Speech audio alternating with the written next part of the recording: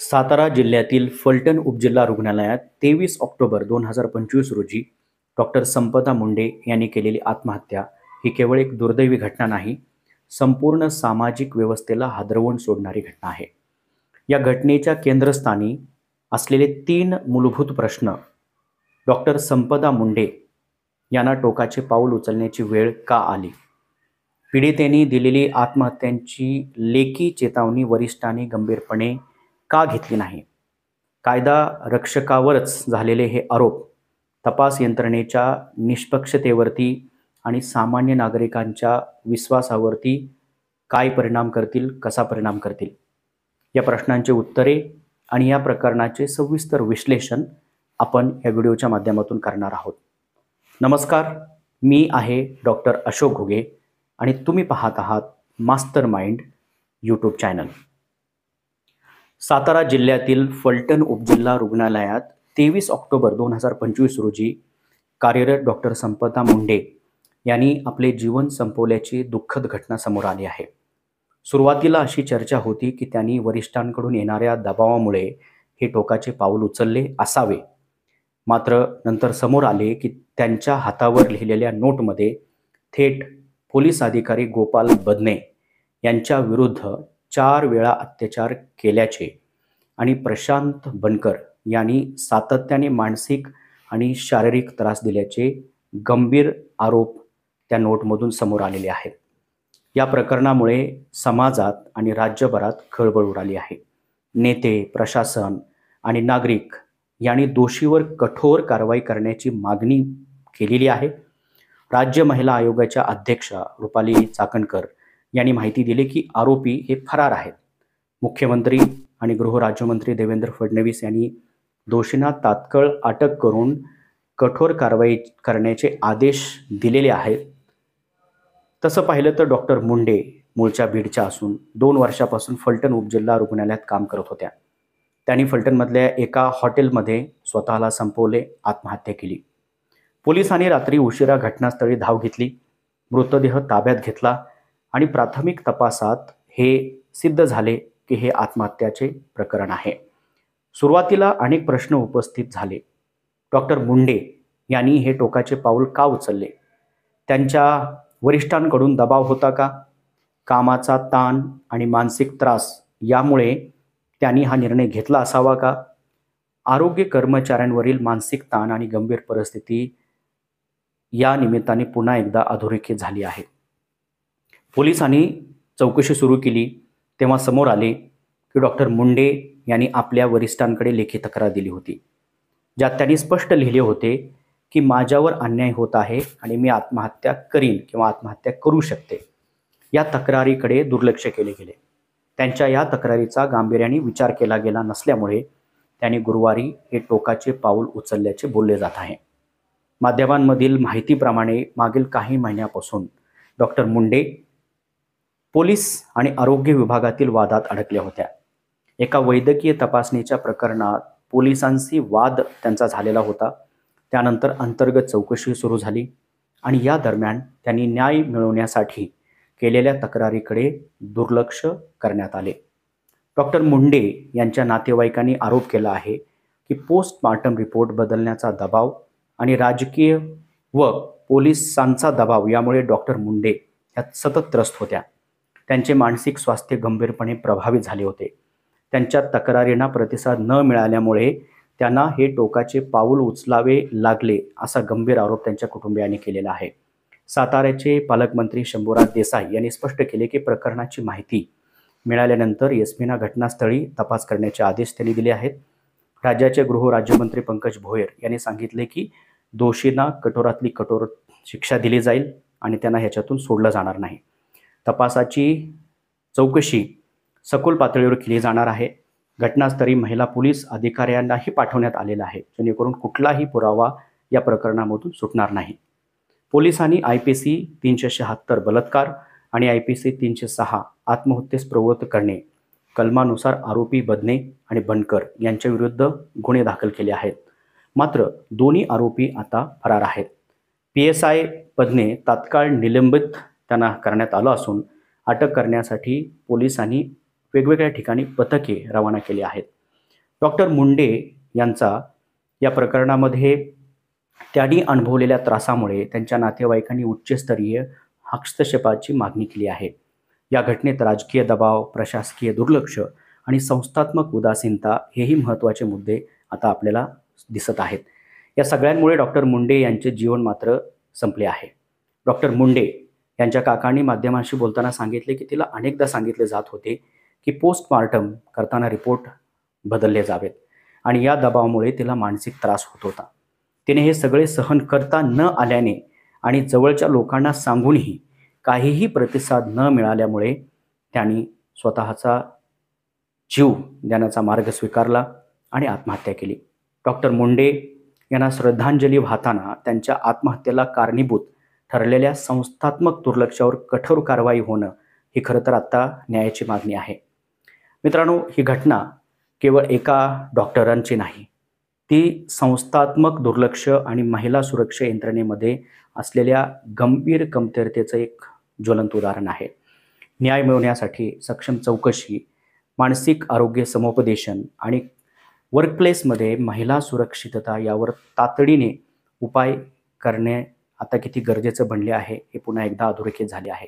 आरोपी पोलीस निरीक्षक गोपाल बदने आणि त्यांच्या उच्च आणि अतिशय प्रभावशाली पदाचा दुरुपयोग करून डॉक्टर मुंडे यांच्यावर 4 वेळा बलात्कार केल्याचा आरोप आहे आणि तो गंभीर आहे.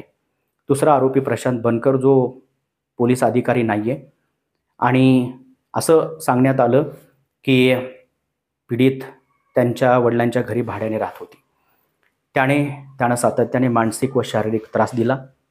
आता खरं तर इथे असं म्हणावं लागतंय की कुंपण शेत खातं या उक्तीप्रमाणे जे रक्षक होते तेच भक्षक ठरले. डॉक्टर मुंडे यांच्या कुटुंबियांनी केलेल्या आरोपानुसार त्यांच्यावर सातत्याने पोस्टमार्टम रिपोर्ट बदलून देण्याचा दबाव होता. हॉस्पिटलमध्ये न येता फिट किंवा अनफिट असल्याचा रिपोर्ट देण्यासही त्यांना राजकीय नेते आणि पोलिसांकडून भाग पाडले जात होते. हा दीर्घकाळ चाललेला असह्य दबाव आणि गुन्हेगारी कृत्ये यामुळे त्यांचे मानसिक स्वास्थ्य पूर्णपणे बिघडले. आरोपी खुद्द प्रशासनाचे भाग असल्याने पीडितेला न्याय मिळण्याची शक्यता ही कमीच होती. त्यांना दुसरे कोणतेही पर्याय त्या ठिकाणी दिसले नसावेत आणि त्यामुळे त्यांनी टोकाचे पाऊल उचलले अशी चर्चा आहे. या घटनेने एका डॉक्टराच्या आयुष्याची खरं तर राखरांगोळी केली असं म्हटलं तरी वावगं ठरणार नाही. डॉक्टर मुंडे यांची अवस्था अशी झाली होती की त्यांना नोकरीही सोडता येत नव्हती आणि त्यांना न्यायही मिळत नव्हता. हा केवळ शारीरिक अत्याचार नव्हता, मानसिक अत्याचार नव्हता, तर त्यांच्या आत्मसन्मानाचा सुद्धा प्रश्न होता. या घटनेचा सर्वात गंभीर आणि विश्लेषणात्मक पैलू म्हणजे या सर्व स्तरांमधून त्यांना अनुभवता आलेली जी उदासीनता आहे, वरिष्ठांची अक्षम्य बेजबाबदारी, वैद्यकीय तपासणी संदर्भातील वाद आणि विभागीय चौकशीच्या पार्श्वभूमीवर डॉक्टर मुंडे यांनी वरिष्ठांना केलेली लेखी तक्रार, ज्यामध्ये त्यांनी म्हटलं होतं की माझ्यावर अन्याय होत आहे, मी आत्महत्या करू शकते. आता या खरं तर सगळ्या ज्या घटना आहेत त्याच्याकडे प्रचंड दुर्लक्ष झालं आहे हे त्यांच्या माध्यमातून पुढे येत आहे. त्यांच्या सहकार्यांनी या तक्रारीकडे वरिष्ठांकडून दुर्लक्ष झाल्याचे स्पष्ट केले आहे. कानात तेल ओतून बसणे या उक्तीप्रमाणे कोणत्याही संवेदनशील प्रशासकीय संस्थेनेही तक्रार तातडीच्या कार्यवाहीसाठी रेड फ्लॅग ठरवली नाही. तक्रारीकडे पूर्णपणे दुर्लक्ष करण्यात आले. अन्यायाला साथ देणे हेच या दुर्लक्ष करणाऱ्या अधिकाऱ्यांनी पुन्हा एकदा सिद्ध केले. हे दुर्लक्ष या डॉक्टर मुंडे यांच्या आत्महत्येमध्ये अप्रत्यक्षपणे किंवा प्रशासकीय पातळीवरती थेट कारणीभूत ठरले आहे. कार्यस्थळी महिलांचे लैंगिक शोषण किंवा लैंगिक छळ संरक्षण पॉश ॲक्ट 2013 या कायद्यानुसार अंतर्गत तक्रार निवारण समिती, ज्याला आपण ICC असं म्हणतो, ती केवळ कागदावरतीच राहिली किंवा कागदी घोडे नचावणारी आणि नावालाच असणारी यंत्रणा ठरली आहे. त्यांच्या दुर्लक्षामुळेच न्याय मिळण्याची वाट पाहण्याऐवजी डॉक्टर मुंडे यांनी मृत्यूची वाट स्वीकारली. घडलेल्या घटनेनंतर प्रशासनाने तातडीने कारवाई सुरू केली आहे खरी. आरोपी पोलीस निरीक्षक गोपाल बदने यांना तात्काळ निलंबित करण्याचे आता समाज माध्यमातून दाखवले जात आहे. त्यांच्या विरुद्ध म्हणजे आत्महत्येस प्रवृत्त करणे किंवा बलात्काराच्या कलमाखाली गुन्हे दाखल करण्यात आले आहेत. आरोपींना अटक करण्यासाठी पुणे, बीड व इतर ठिकाणी पोलिसांची पथके रवाना झाली आहेत. फॉरेन्सिक तज्ज्ञ सुसाईड नोट आणि त्यांच्या खोलीतील सर्व वस्तूंचा बारकाईने अभ्यास आणि तपास आता सुरू आहे. खरं तर ही कारवाई केवळ एक प्रतिक्रियात्मक, ज्याला आपण रिॲक्टिव्ह असं म्हणतो, वेळ निघून गेल्यावरचे शहाणपण या म्हणीप्रमाणे ही कारवाई म्हणजे वराती मागून घोडे नाचवण्याचा प्रकार आहे. जर डॉक्टर मुंडे यांच्या लेखी तक्रारीनंतर तात्काळ कारवाई झाली असतील तर त्यांचा जीव वाचू शकला असता. आता तपासाची व्याप्ती केवळ प्रत्यक्ष गुन्हेगारांवरतीच न थांबता आरोग्य विभागाच्या वरिष्ठांनी सुद्धा ही जी गंभीर सुसाईड नोट जी आहे किंवा जी अगोदर चेतावणी दिली होती तिचा अभ्यास का नाही केला, त्याच्यावरती निर्णय का घेतला नाही, याची सुद्धा चौकशी होणं गरजेचं आहे. या सगळ्याचा अंतिम परिणाम महिलांना वर्कप्लेसवरती महिला सुरक्षितता आणि तक्रार निवारण प्रणालीच्या विश्वासावर झाला आहे. जेव्हा कायदा राखणारी यंत्रणाच आरोपी असते तेव्हा पीडितेला न्याय मिळण्याची प्रक्रिया ही अतिशय भीतीदायक बनते.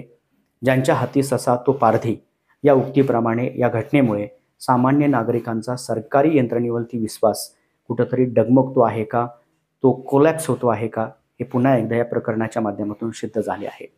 केवळ कायदे पुरेसे नाहीत, प्रत्येक सरकारी कार्यालयात अंतर्गत तक्रार निवारण समिती, ज्याला आपण ICC म्हणतो, सक्रिय आणि सक्षम असणे अनिवार्य आहे. ही समिती बाह्य आणि स्वतंत्र व्यक्तीद्वारे चालवली जावी.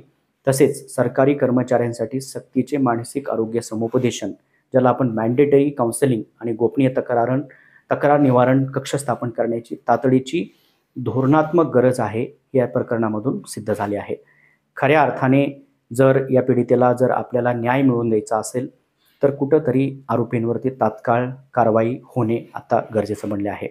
डॉक्टर संपदा मुंडे यांना श्रद्धांजली वाहताना त्यांच्या आत्महत्येला कारणीभूत ठरलेल्या संस्थात्मक दुर्लक्षावर कठोर कारवाई होणे हीच खरी न्यायाची मागणी आहे. या सर्व प्रकरणामधून आता खरं तर आपल्यासमोर 3 प्रश्न उभे राहतात की जे खूप महत्त्वाचे आहेत. त्याच्यामध्ये या प्रकरणात दुर्लक्ष करणारे आरोग्य विभागातील वरिष्ठ अधिकारी आणि प्रत्यक्ष गुन्हेगार पोलीस अधिकारी, या दोघांमध्ये नेमकं खरे गुन्हेगार कोण आहेत आणि नेमका गुन्हा जास्त कोणाचा आहे, हा महत्त्वाचा प्रश्न आहे. प्रशासकीय आणि सामाजिक जबाबदारीनुसार अधिक दोषी कोण आहे, हे आपल्याला विचारावं लागेल. सरकारी यंत्रणांवरील नागरिकांचा विश्वास पुन्हा मिळवण्यासाठी राज्य सरकारने कोणते रामबाण धोरणात्मक बदल तातडीने लागू करावेत, ज्यामुळे पुन्हा अशी घटना घडणार नाही. तुमची प्रतिक्रिया आणि मतं खाली कॉमेंट्समध्ये नक्की लिहा. या घटनेबाबत जागरूकता वाढवणे आपले कर्तव्य आहे. माहितीपूर्ण व्हिडिओसाठी मास्टर माइंड या YouTube चॅनलला सबस्क्राईब करायला विसरू नका. धन्यवाद.